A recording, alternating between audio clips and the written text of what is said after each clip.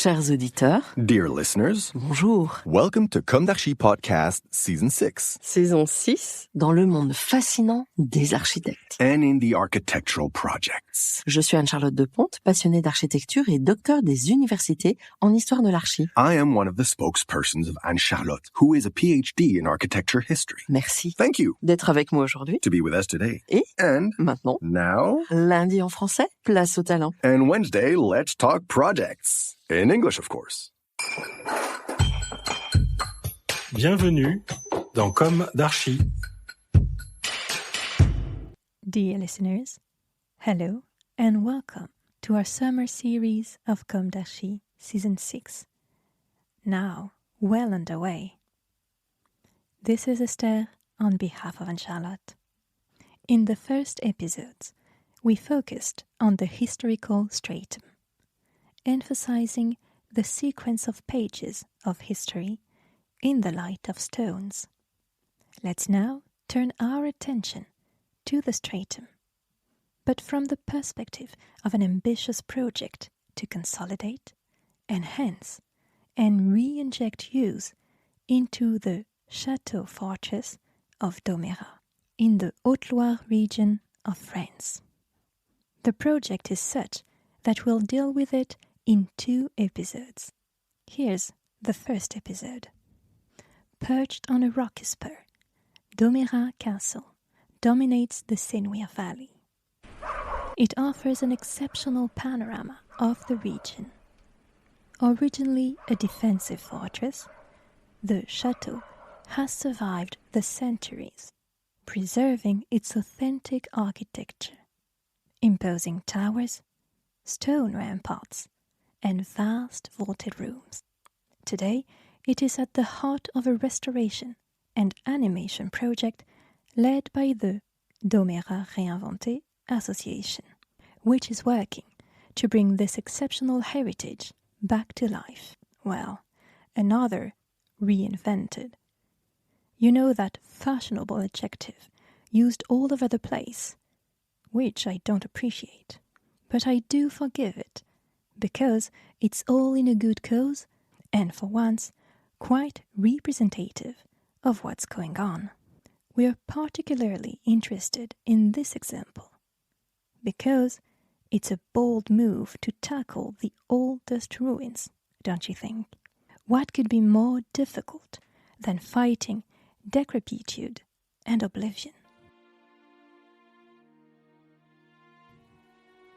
A phenomenon that applies to everything, in fact, that fatalists describe as inexorable, and therefore not worth the effort.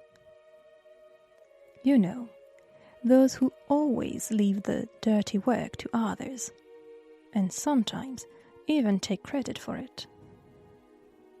As for the bravest, of course, they'd like to save their grandmothers and grandfathers, get them out of EHPAD, retain their filial history, see them suffer no more. For the most generous among us, no matter how hard we try, the outcome will be fatal in any case. And we press on, inexorably, in this ambivalence, impatient for the suffering to stop, but aware that after the voice, the perfume, the exchange, silence will impose itself forever. It's true that the advantage of very old stones is that they are so much more enduring than we are. They continue to speak to us all.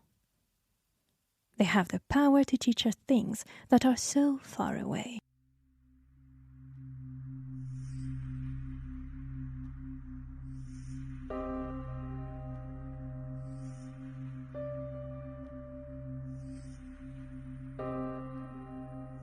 But what is it that drives those who dare to conjure time with such fervor in the act of conservation?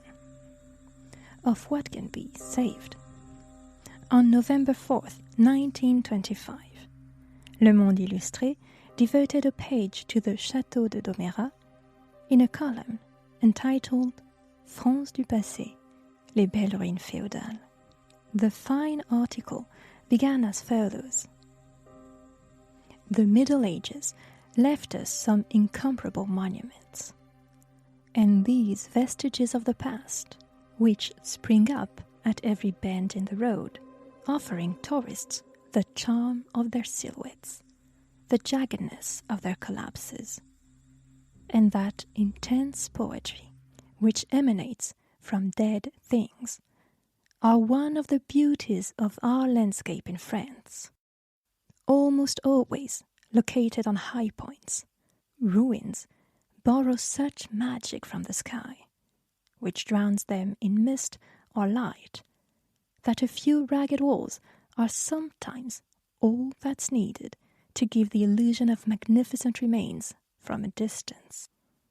And what splendor can be achieved by the rare feudal dwellings that retain an intact structure, such as the superb Château de Domeyrat, which time has only touched to adorn it with a new beauty.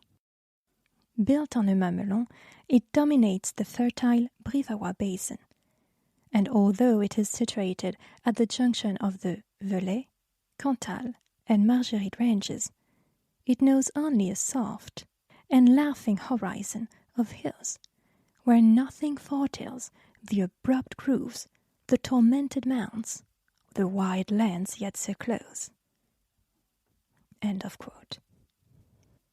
In 1925, to say the least, people still knew how to indulge in contemplation, use metaphor, and appropriate vocabulary.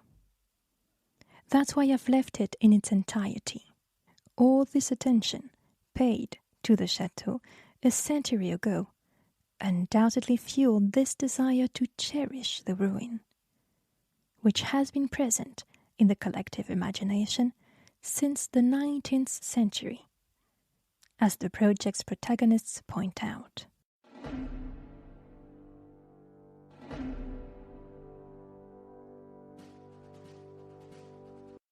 Indeed, the French Revolution, with its utterly reprehensible violence, I banish violence, dismantled the chateau, which was still inhabited in 1789.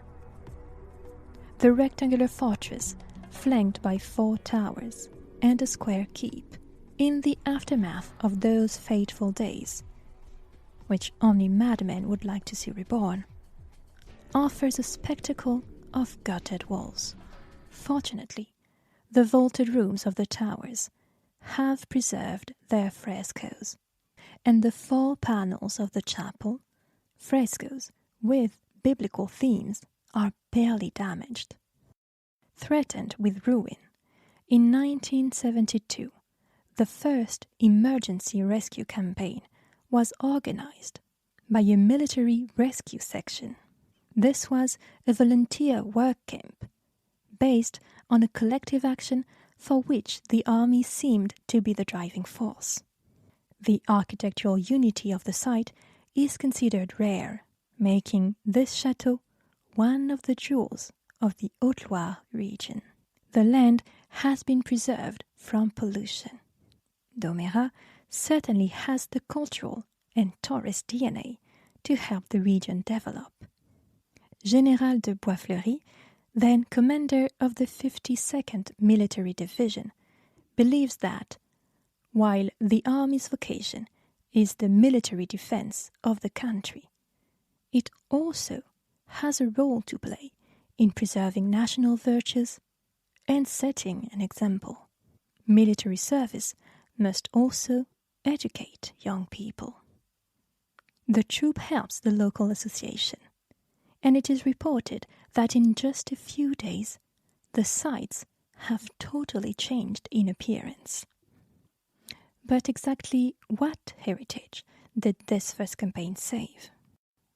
Domeyrat Castle dates back to the 12th century and was originally built by an influential local family, the Papa Boeuf.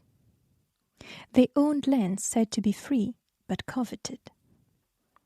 they relied on their neighbors, the Polignac and Vissac families, to maintain this status and to defend their rights, built the first stone castle.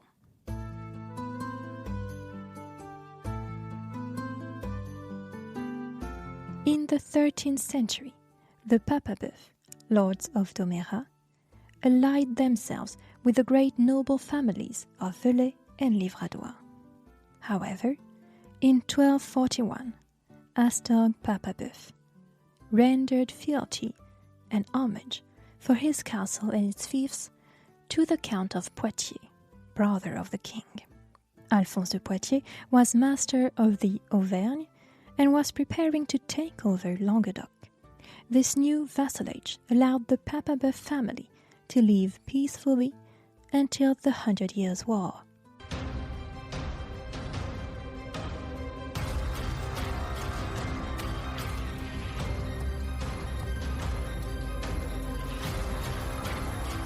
It is likely that this lineage fell victim to this interminable war and/or to the Black Death. In 1387, Ponce de Langeac, Seneschal of Auvergne, is described as Seigneur of Domeyrat. So, let's talk about lineages. The new de Langeac line is active in Domeyrat. Ponce's son, Jean de Langeac, inherited the title and married Marguerite Gouges, niece of Martin Gouges, Bishop of Clermont. In the 1430s, Martin Gouges, with the possible support of King Charles VII, financed major works.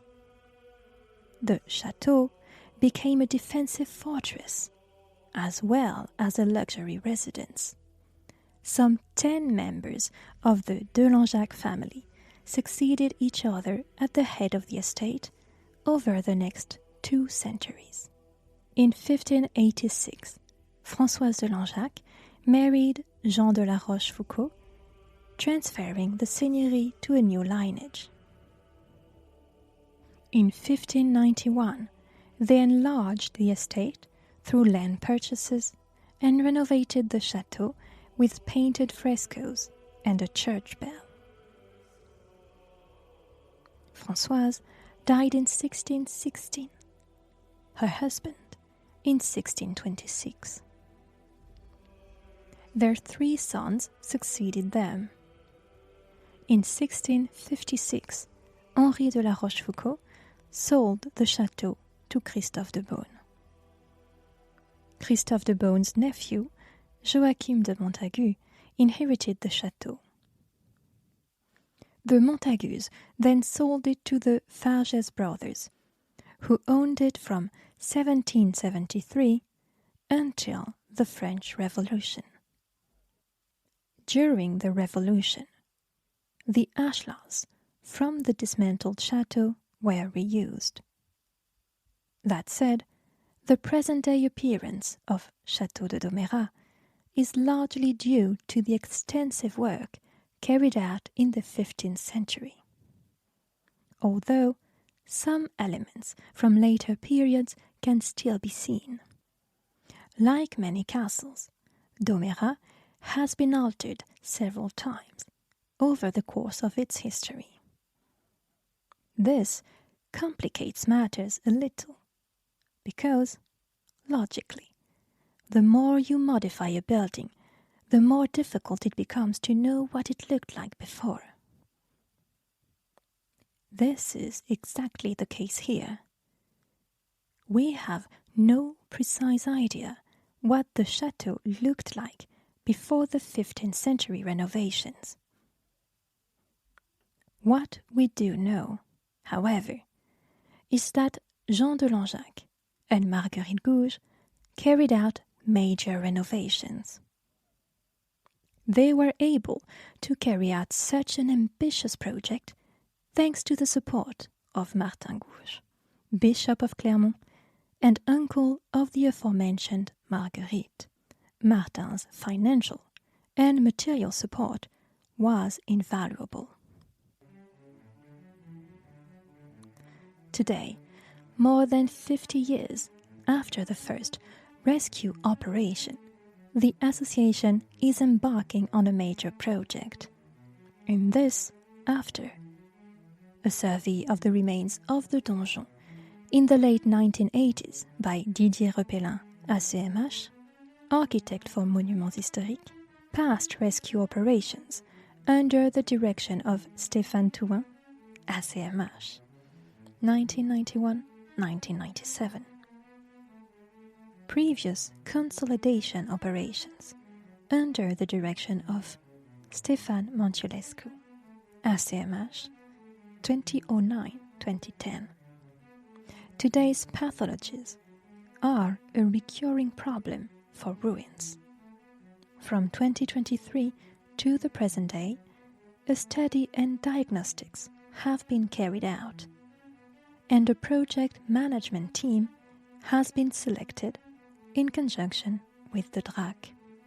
In 2026, the contractors will be chosen.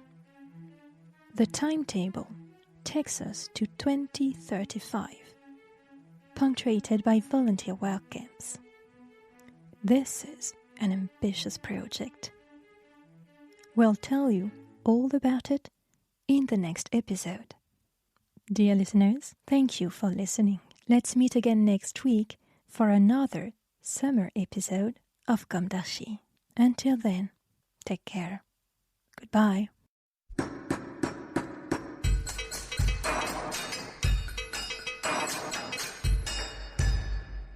Thank you for listening. Don't forget to tune in to our previews on Instagram at Comme d'Archi Podcast. If you enjoy this podcast, don't hesitate to promote it by giving it 5 stars and a little comment on Apple Podcast or on your favorite podcast platform. And above all, subscribe to listen to all of our episodes for free. See you soon, and until then, take care of yourself.